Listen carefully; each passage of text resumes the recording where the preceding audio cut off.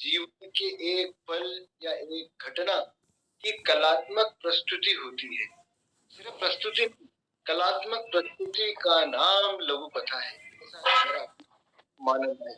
तो मित्रों, यदि लेखक चाहे और वो सावधानी बरते, तो ये मान के चले आप कि लघु कथा भले ही इसको नई विधा हो ये, लेकिन सर्वाधिक प्रभावशाली विधा के रूप में ये उभरेगी। और सावधानी अपेक्षित है। यदि हमने सावधानी नहीं बरती तो इसका हश्र भी कविता के समान हो जाएगा, आम जनता से दूर हो जाएगी। चार दीवारों के बीच में जिस प्रकार कविता का सुषमा जी, काव्य अपना माइक गोष्ठी को जरा बंद कर लीजिएगा। अन्य लोग माइक को बंद कर लीजिए ताकि उनकी आवाज़ साफ सुन सके। सुषमा जी, अपना माइक बंद कर लीजिए। जी, आगे पढ़िए। आ रही है सर, आ रही है। निशा निशा मैं जी भी अपना माइक बंद कर लेंगे। आप सब विद्वान हैं, विदुषी हैं। मैं अपनी लघु कथा पाठ शुरू कर रहा हूँ। इसका पहली लघु कथा का शीर्षक है पदक। अभी मैच हुआ ना, इसलिए मैंने ये निकाली है। मैच जो हुआ था क्रिकेट का, पदक, शीर्षक है पदक। लंदन एयरपोर्ट में उतरते समय मैं खुशी से फूल उठा। बचपन का ख्वाब था कि ओलंपिक देखने जाऊं और वहां तिरंगा उसी तरह लहराऊं जैसे मैं भारतीयों को टीवी में लहराते हुए देखता हूं। कभी सोचा ही नहीं था कि इतनी जल्दी मेरी इच्छा पूरी करेगा। आवाज आ रही है साफ? हाँ, आ रही आवाज़ आ रही है आपकी। आप पढ़िए। उस होटल में उस होटल में रुके सभी भारतीय रोज शाम को लंदन घूमने निकलते। मैं भी उनके साथ 2-3 बार गया, परंतु लंदन की चकाचौंध मुझे जरा भी प्रभावित न कर सकी। उनके साथ घूमते हुए सोचता रहता कि इससे तो अच्छा होता कि मैं यहाँ आता ही नहीं। लाखों की आबादी वाले देश के खिलाड़ी पदक ला रहे हैं और हम 1.25 अरब, ये सब लिखी थी लोगों कथा जब, देश के खिलाड़ी अब तक पदक का खाता भी नहीं खोल पाए। हाँ, मैं रोज तिरंगा लेकर स्टेडियम जाता और लौटकर जब उसे अलमारी में रखता तो मन शर्म से भर कुछ बात बोलना बोलो। दूसरे देश तो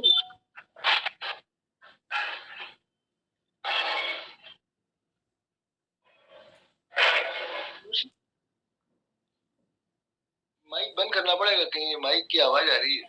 मेरा अनुरोध है कि सभी अपने अपने माइक को म्यूट पर डाल दे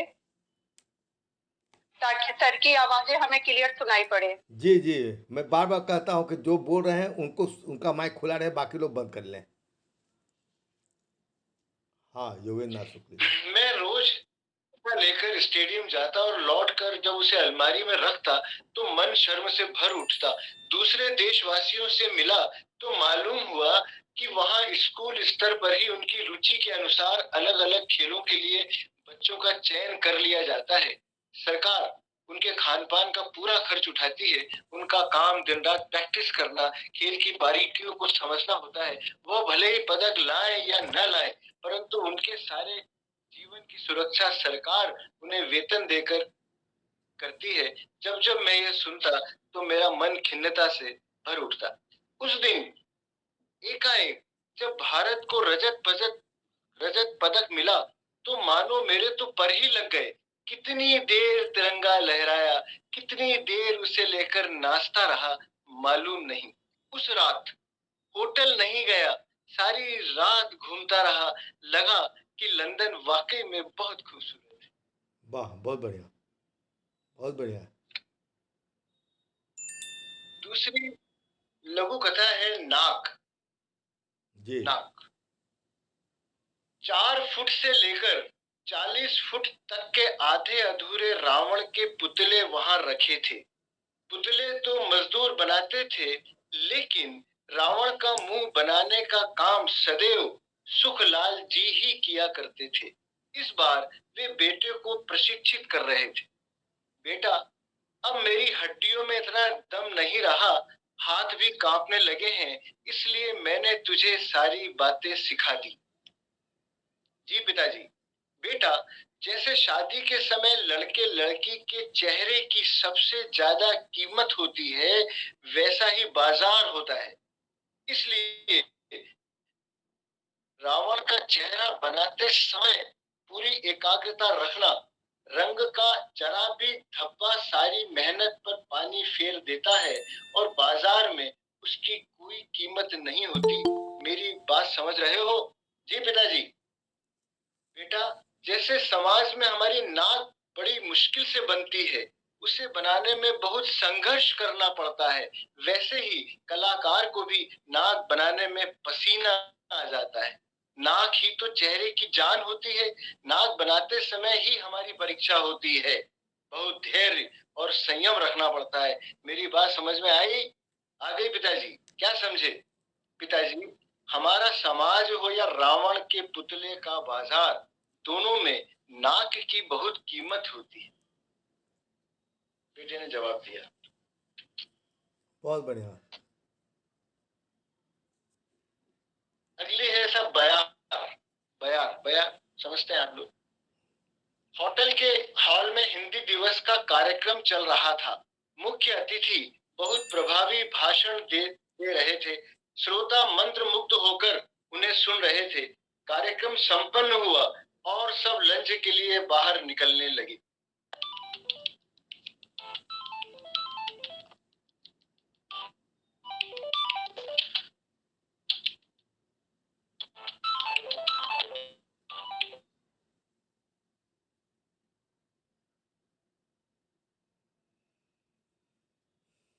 उनका फोन आ रहा है, वही तंग कर रहा है उनको, योगीनाथ शुक्ल जी का।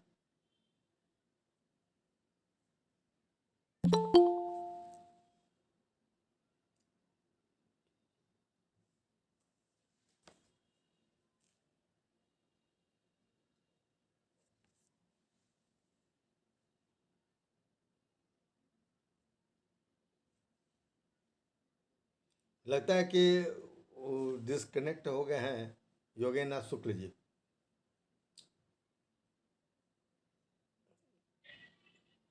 क्या कारण हो तो बाद में है पता तो जी मंच पर उपस्थित है, मंच पर उपस्थित है। तो उनकी बात उनकी कैसे कट गया? वो अपने आवाज़ भी बंद कर दिए, फोटो बंद कर, कुछ लगता है गलत चीज़ दबा दिया है। योगेंद्र शुक्ल हाँ जी, योगेंद्र शुक्ल जी, आप अपना माइक को ऑन कर लीजिए और फोटो वाला फोटो ऑन कर लीजिए। वीडियो वाला माइक तो ऑन है। ऑन हो गया है। और वीडियो के जो फोटो है उसको टच कीजिए नीचे में। योगेंद्र शुक्ल जी, कुछ नहीं हो रहा है। हाँ आवाज़ आ रही है? हाँ आ गए चलिए आ ठीक है, गए आ गए। अब बोलिए। हाँ, मैं फिर बोल रहा हूँ। हाँ हाँ जी, बया। होटल के हॉल में हिंदी दिवस का कार्यक्रम चल रहा था। मुख्य अतिथि बहुत प्रभावी भाषण दे रहे थे। श्रोता मंत्रमुग्ध होकर उन्हें सुन रहे थे। कार्यक्रम संपन्न हुआ और सब लंच के लिए बाहर निकलने लगे। शहर का सबसे बढ़िया होटल था, इसलिए दावत शानदार थी। खाने के साथ साथ कार्यक्रम की सफलता के लिए बधाइयों का आदान प्रदान भी किया जा रहा था। शासन को कार्यक्रम की रिपोर्ट कैसी भेजी जाए, इस पर भी विचार हो रहा था। विभाग के दो अधिकारी भीड़ से अलग हाथ में प्लेट पकड़े बात कर रहे थे। एक अधिकारी जो सूटेड बूटेड था, उसने दूसरे से कहा, मुख्य अतिथि बहुत अच्छा बोलते हैं। उनका भाषण सुनकर लगा कि हम अपनी मातृभाषा पर कितना अत्याचार कर रहे। दूसरे अधिकारी ने मुस्कुरा कर कहा, आप इस भ्रम में मत रहिएगा कि वो मातृभाषा के कट्टर समर्थक हैं। आपको कभी उनके घर लेकर चलूंगा। उनके घर में अंग्रेजी अच्छाई मिलेगी। कुछ दिनों पूर्व उनके पिताजी बता रहे थे कि उन्हें उनके धोती कुर्ता पहनने और हिंदी में बातें करने पर सख्त आपत्ति है। यह सुनकर उनकी आंखें फटी रह गईं। इसमें आश्चर्य कैसा? Behave according wind. लघु कथा समाप्त। वाह क्या बात है, बहुत सुंदर, मतलब बयार के साथ बहुत बढ़िया। बहुत बढ़िया सर।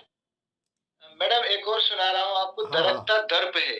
हम अपनी भाषा पर अभिमान नहीं करते हैं और इसलिए हमारी ये दुर्गत हो रही है। इसका शीर्षक है दरकता दर्प।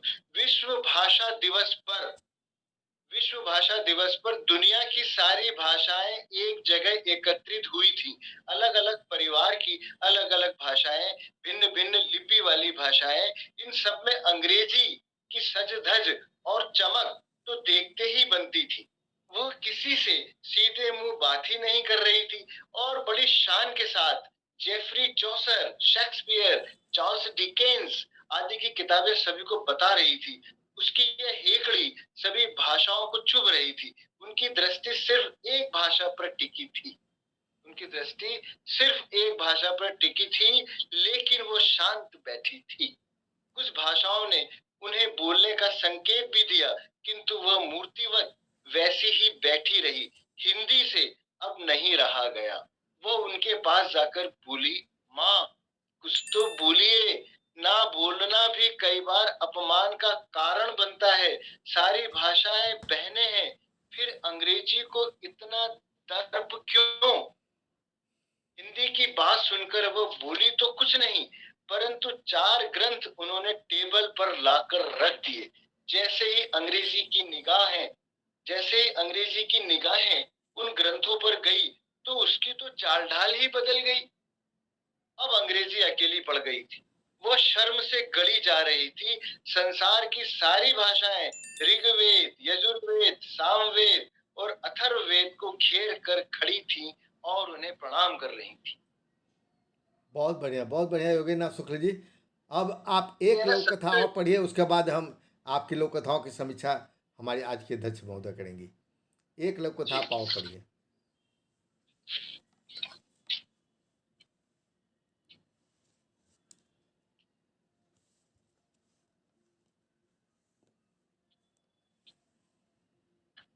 थोड़ी थोड़ी देर में सड़क पर एम्बुलेंस, फायर ब्रिगेड की गाड़ियों के सायरन और गलियों में हर हर महादेव और अल्लाह अकबर की आवाज सुनाई पड़ जाती, जो वातावरण को और अधिक भयंकर बना देती। उस मकान की तीसरी मंजिल के हॉल में सारा परिवार इकट्ठा था। दरी के बीच में गोल घेरा बनाकर पुरुष सदस्य बैठे हुए तैश में आकर बातें कर रहे थे। अंदर की बातों को सुनने के लिए घर की महिलाएं झुंड बनाकर खिड़कियों के पीछे कान लगाए खड़ी थीं।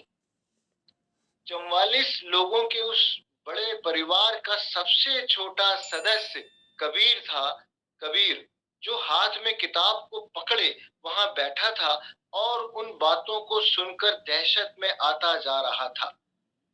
मास्टर जी ने कल कविता का अर्थ याद करके आने को कहा था। वह किताब खोलकर पढ़ रहा था, तभी घर में हड़कंप मच गया। सभी के साथ वह भी भागकर यहाँ आ गया। तो क्या किताब में लिखी बातें गलत हैं, या एक दूसरे के घरों में आग लगा देने वालों ने किताबें नहीं पढ़ी? जब यही दोनों की सरजमी है, तो फिर यह लड़ाई क्यों?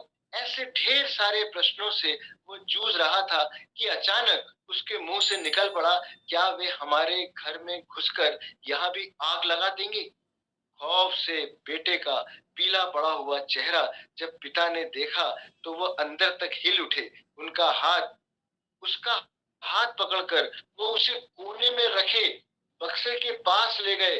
पायजामा से चाबी निकालकर उन्होंने उसका ताला खोला। उसमें से गद्दे, रजाई, तकिए निकाल निकाल कर जल्दी जल्दी बाहर फेंकने लगे। बेटा तू डर मत, किसकी मजाल है जो हमारे घर में घुस सके। खीरा ककड़ी की तरह काट कर रख देंगे। आज ही तो स्कूल में मास्टर जी ने उस कविता का अर्थ बताते हुए समझाया था कि हिंदू मुस्लिम भाई भाई हैं। भले ही एक अल्लाह को और दूसरे भगवान को मानते हैं, पर दोनों की सरजमी तो एक ही है। दोनों भारत माता के बेटे हैं। कबीर के दिमाग में मास्टर जी का चेहरा, किताब घूम रही थी और आंखें बक्से के अंदर रखे चमचमाते हथियारों पर लगी थी।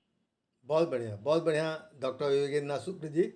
आपने कई लोक कथाओं का पाठ किया और हमने आपकी लोक कथाओं के बारे में पहले ही जिक्र कर दिया है कि आप जो भी लोक कथाएँ लिखते हैं वो थोड़ा सा आम लोग के विषय से थोड़ा हटकर कुछ टटकापन विषय को लेकर आप सामने आते हैं, चाहे वो समाज की बात हो, देश की बात हो, परिवार बहुत ही की बात हो, शानदार। कुछ भी बात हो।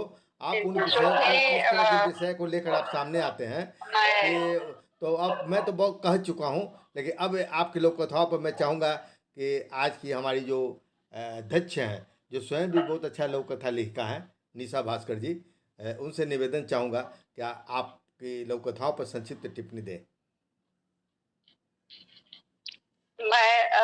आदरणीय और वरिष्ठ योगेंद्र नाथ शुक्ल सर के लघु कथाओं पर क्या ही समीक्षा करूंगी। मैं तो अभी लेखन सीख रही हूँ और सर की शुभकामना लेकर के मैंने अपनी प्रथम पुस्तक का प्रकाशन का आरंभ किया है और इन्होंने जिस तरह से लघु कथा के विषय में इन्होंने बताया है शुभकामना संदेश में ही, और जिस तरह से उसको उपमेयित किया है कि उसमें क्या होना चाहिए, मैं इन्हीं के शब्द में मैं बताना चाहूंगी।